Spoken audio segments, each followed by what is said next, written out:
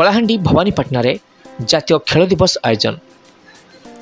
जातीय खेल दिवस रे आयोजित विशाल साइकिल रैली रे बहुत सुंदर भाव अनुष्ठित होइछि। खेलो India and fit India movement रे माननीय प्रधानमंत्री नरेंद्र मोदी को सहयोग एवं कलाहांडी खेल विभाग द्वारा लोकसभा सांसद श्रीमती मालविका देवी शुभ हस्त द्वारा ए विश्व कार्यक्रम अति सुंदर भाव श्रृंखलित भाव आयोजित होता।